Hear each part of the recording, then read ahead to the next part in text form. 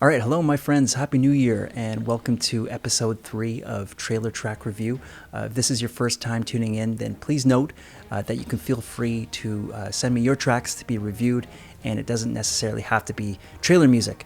Although that seems to be the running theme so far. I think next episode it would be cool if we did like a review of rejected audio jungle tracks, for example, or I get a lot of people reaching out to me about that, so it would make sense. But we could also do something like rock tracks or hip-hop tracks or something. So anyway, don't hesitate to reach out. I'd be happy to feature your music on upcoming episodes. So before we get started, please note that Patreon supporters will get priority if there's a backup of tracks to be reviewed. And also please consider supporting this channel on Patreon if you're interested in much more thorough and detailed feedback on your music, as well as regular content featuring music composition, mixing, and mastering videos. So I'll leave that link in the description below. Go check it out. Okay, first up is James. This is called The Gates of Elysium. Let's check it out.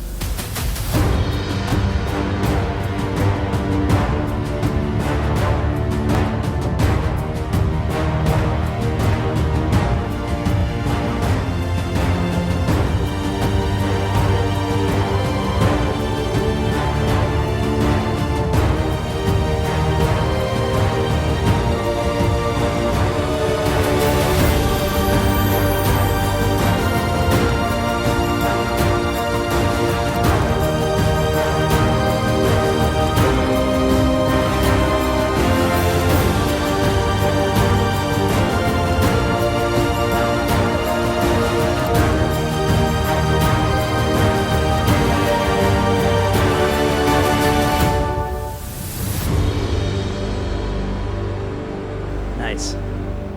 Sweet.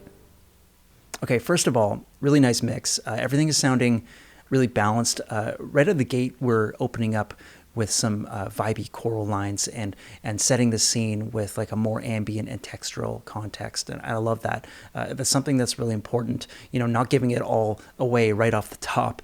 If we start with too much power, then where do we go from there, right?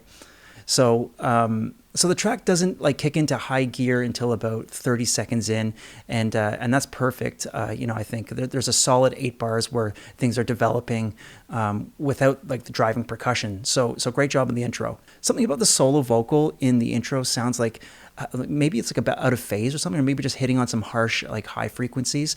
I'm not sure exactly what it is, or if it came out of the box sounding like that, or if you added some effects to it.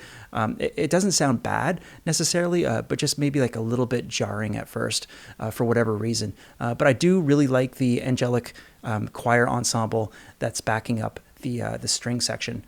That sounds really awesome. I love the deep brass staccatos once the percussion does kick in.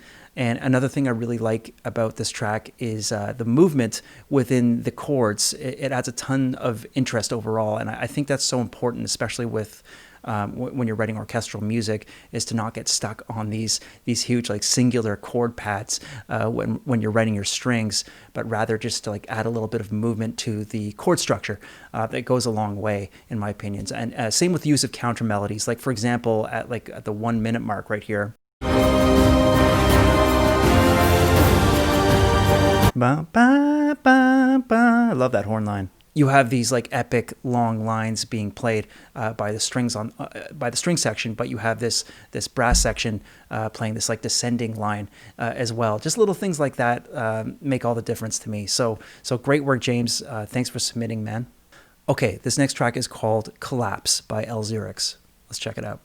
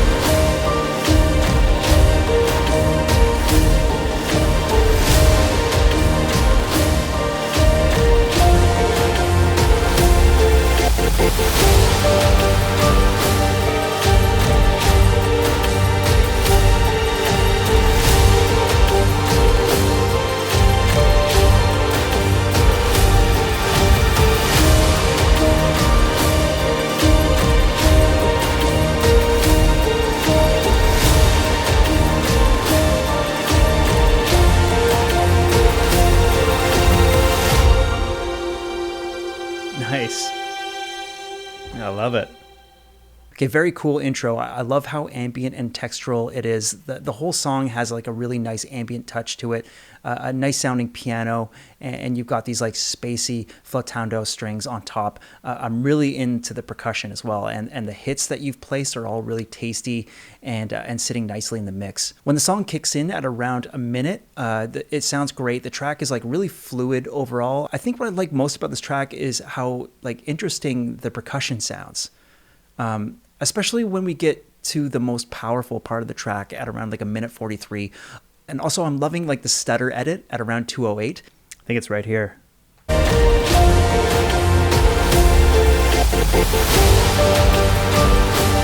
Love that. Sounds so cool. One thing I might have added to this section is if there was some kind of like low brass melody. It feels like at certain points there would have been room for that to develop a little bit, but regardless, the track still has a really like solid power to it. And what's interesting is that the piano really carries the whole track, and you manage to include this like really intense percussion and ambient orchestral mix while not burying the piano underneath all of it, which is really impressive. So yeah, nice work on that. Very cool mix, man, and thanks so much for sending that my way. Okay, next up, we got a track entitled Path of the Warrior by Frodo. Let's check this out.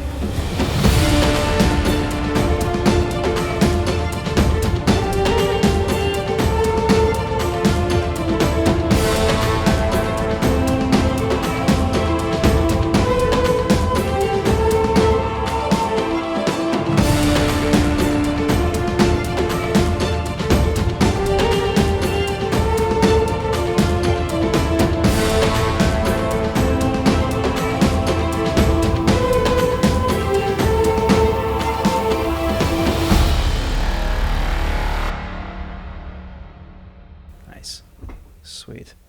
All right, really cool track, man. A great mix and so many interesting ideas here. Right out of the gate, we get this awesome intro. Like, I love this. Like, so I love how we're just busting out of the gate with this like driving percussion, and we've got this really clever mix of like low Brahms and like ethnic flute, which is just such a cool combination of sounds. Really awesome. The development of the melody when the chord change comes in is really interesting too, and it's really catchy. Then at about a minute in, we get this like percussive breakdown and these interesting little woodwind articulations right here.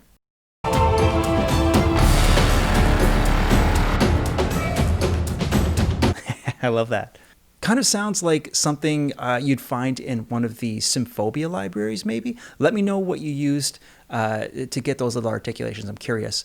The descending and the frantic string ostinato pattern is really cool too, and like it adds a lot of energy to the track. The only thing that I can think of that might have been cool to explore is like maybe like a 4-bar breakdown from the percussion, like a break from the percussion, and like somewhere halfway through the song where you explore something like maybe more ambient, and then like you bust back into it. Something like that might have been cool.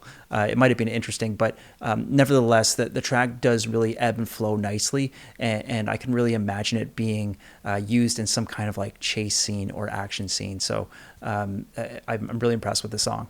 So yeah, that's it for this episode. This has been a really inspiring few songs to listen to. All of them were really cool and unique in their own way. Thanks so much for sending them my way. And yeah, thanks for the inspiration, guys. So I put a link to all the profiles of the artists that I've included in today's episode if you want to give them a follow and go check out some of the other great music that they're writing. Again, don't hesitate to reach out if you've got something that you'd like me to feature on the next episode. And yeah, thanks so much for tuning in, and I'll see you guys in the next video.